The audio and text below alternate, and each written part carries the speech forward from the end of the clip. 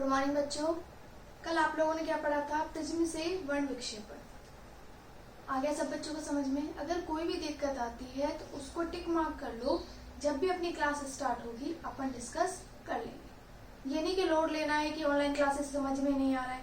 बेटा अभी अपने पास यही जरिया है पढ़ाई का, तो जितना अपन यूटिलाइज कर सकते हैं टाइम को उतना यूटिलाइज करेंगे। ठीक है। नेक्स्ट अपना टॉपिक है प्रकाश का प्रकीर्णन। प्रकीर्णन सबसे पहले एक वर्ड आया। प्रकीर्णन मतलब फैलना। प्रकीर्णन मतलब क्या होता है? फैलना। इसका इंग्लिश मीनिंग क्या है? स्कैटरिंग। स्कैटरिंग मतलब स्कैटर होना यानी फैलना। तो प्रकाश का प्रकीर्णन का मतलब क्या हुआ? प्रकाश का फैलना। ये बात समझ में आ गई? टर्म समझ में आ गई कि प्रकाश का प्रकीर्णन का क्या मतलब है। अब कैसे प्रकाश फैलेगा वो देखते हैं। आपने परावर्तन पढ़ा था। एक नियमित परावर्तन था जिसमें आपकी जो समतल पृष्ठ थी वो कैसी थी? समतल। तो प्रकाश की किरण आई और एक ही दिशा में परावर्तित हो गई। एक कौन सा था आपका? अनियमित परावर्तन। आई इधर चलेगी, आई इधर चलेगी, चारों दिशाओं में फैल गया प्रकाश। फैला है नहीं फैला? तो ये फैलना ही प्रकाश का क्या कहलाएगा? प्रकाश का प्रकीर्णन। बात समझ में आ गई सबके? तो प्रकाश का प्रकीर्णन होता कैसे है? सबको पता है सूर्य का जब प्रकाश आता है तो सब वायुमंडल में से होके आता है अपने पास। वायुमंडल से चल के आता है आपका सूर्य का प्रकाश। तो उसको रास्ते में बहुत सारे क्या मिलते हैं? धूल के कण मिलते हैं, नहीं मिलते? तो जब उस प्रकाश को धूल के कण मिलेंगे, धूल के कणों का आकार कुछ इस तरीके से होगा। तो यहाँ प्रकाश की किरण आपतित हुई, ऐसे निकल गई, यहाँ आपतित हुई, ये निकल गई, यहाँ आपतित हुई, ऐसे निकल गई। निकल गई नहीं निकल गई? तो धूल के कणों से जब प्रकाश की किरण टकराती है तो उसका क्या हो जाता है? प्रकाश का प्रकीर्णन हो जाता है। प्रकाश चारों दिशाओं में फैल जाता है। एक सिंपल सी डेफिनेशन। ठीक है। अब देखो, सबको पता है कि सूर्य के प्रकाश में कितने रंग होते हैं? 7 रंग। श्वेत रंग प्रकाश बोला जाता है सूर्य का प्रकाश। और श्वेत रंग प्रकाश आपका कितने रंगों का मिक्स होता है? 7। कल ही बताया था मैंने आपको विबग्योर। ठीक है। तो विबग्योर का अपवर्तनांक सबसे में वी का अपवर्तनांक क्या था? सबसे ज्यादा।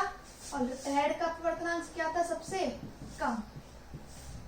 देखा था प्रिज्म से विचलन बैंगनी रंग का सबसे ज्यादा हुआ था जबकि लाल रंग का सबसे कम हुआ था।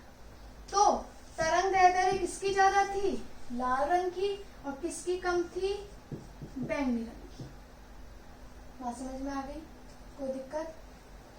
तो मैं ये 2 रंग लेती हूँ आपके, ब्लू और रेड।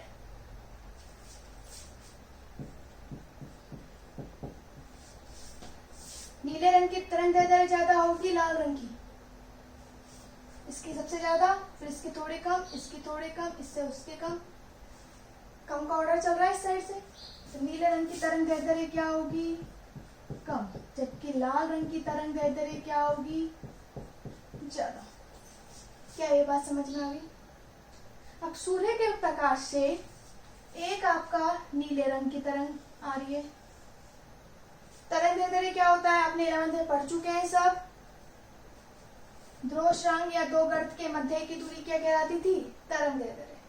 कितनी जल्दी? तरंग दैर्ध्य मतलब दूरी कि एक स्टेप चलने में, एक कदम चलने में हमने कितनी दूरी तय करी। ठीक है। ये किसकी है? नीले की, कम तरंग दैर्ध्य। और एक लाल रंग आया आपके पास श्वेत प्रकाश में चल के, उसकी तरंग दैर्ध्य क्या है? ज्यादा। अरे बात समझ में आ रही है? सूर्य के प्रकाश में से मैंने 2 रंग को ले लिया, नीला और लाल। क्यों लिया भी बताती हूँ। नीले रंग का जो प्रकाश है वो धूल के कणों से क्या हो गया? आपके टकरा गया।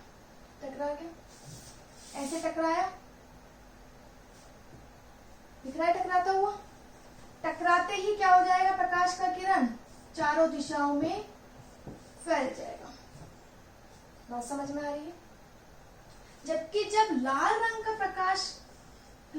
का जो प्रकाश है जब धूल के कण से टकराता है तो धूल का कण इससे कहीं ना कहीं छोटा पड़ जाता है और ये इसे एक तरह से जंप कर जाता है। समझो मैं क्या बात कर रही हूँ। कोई अपन को जब तरंगे का प्रकीर्णन करना है, मान के चलो समुद्र का पानी को आपको क्या करना है, उछालना है, फैलाना है। उसके बीच में अगर आप छोटा सा पत्थर डालोगे तो क्या उसमें बहुत फर्क पड़ेगा? नहीं पड़ेगा ना। और अगर उसके आगे तुम दीवार ला दोगे तो क्या होगा, पानी जैसे ही दीवार से टकराएगा पीछे की साइड फैल जाएगा। सेम चीज, नीले रंग का तरंग दैर्ध्य क्या है, कम। तो जब ये इसके धूल के कणों से, वायुमंडल में उपस्थित धूल के कणों से टकराया, इतने ही साइज, हमको प्रकीर्णन के लिए शर्त क्या है कि वस्तु का साइज उसके तरंग दैर्ध्य के लगभग समान होना चाहिए, उसके आयाम के लगभग समान होना चाहिए। तो ये इसके समान है लगभग, तो इससे टकराया और टकराने के बाद क्या हो गया, चारों दिशाओं में फैल गया। जबकि लाल रंग का तरंग दैर्ध्य की जब तरंग आई आपकी, जब प्रकाश आया तो क्या हुआ, ये प्रकाश इस धूल के कण को पार कर गया।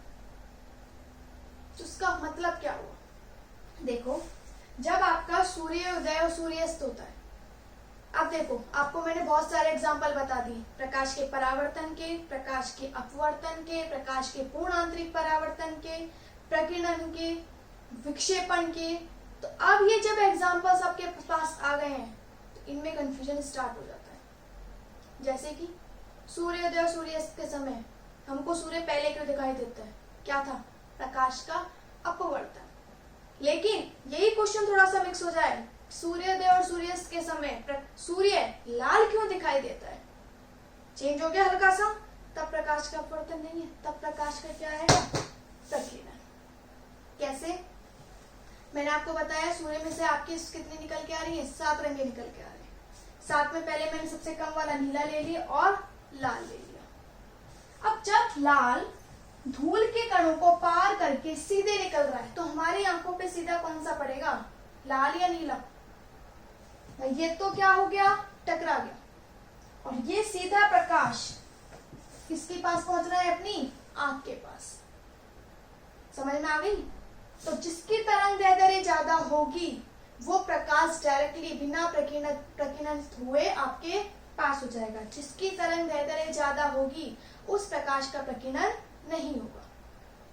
ठीक है, जबकि नीले रंग का प्रकाश का क्या हो जाता है, प्रकीर्णन, मतलब चारों दिशाओं में फैल जाता है।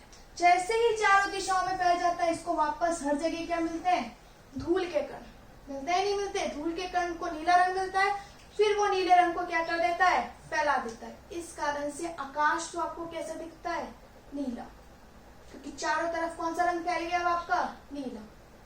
बात समझ में आ गई?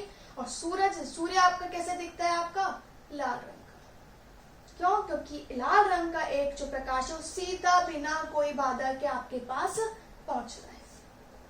ठीक है, सेम खतरे का निशान हम जो बनाते हैं जब रेलवे स्टेशन पे लाल झंडी लगाते हैं तो क्यों करते हैं, क्योंकि जब धूल के कण होते हैं, कई बार फॉग वाला एटमॉस्फेयर होता है आपका, तो लाल रंग ही एक ऐसा है जो उन धूल के कणों को पार करके सीधे आपकी आंख में पहुंच जाता है। अच्छी बात समझ में आ गई? तो ये जो पूरा प्रक्रिया हो रही है क्या है, प्रकाश का प्रकीर्णन। ठीक है, अंतरिक्ष काला क्यों दिखाई देता है, अंतरिक्ष में कोई भी धूल के कण नहीं होते, तो धूल के कण नहीं होते हैं तो प्रकाश का प्रकीर्णन आपका नहीं हो पाता है। इस कारण से अंतरिक्ष क्या दिखता है आपको, काला दिखता है। तो सिंपल फंडा ये है कि जिसका प्रकीर्णन कम होगा उसकी तरंग दैर्ध्य क्या होगी, ज्यादा। लाल रंग की तरंग दैर्ध्य ज्यादा है तो प्रकीर्णन क्या हो गया, कम। बात समझ में आ गई? टेस्ट की तैयारी अच्छे से कर लेना, वीडियो हर एक वीडियो देख के टेस्ट की तैयारी करनी है। ठीक है।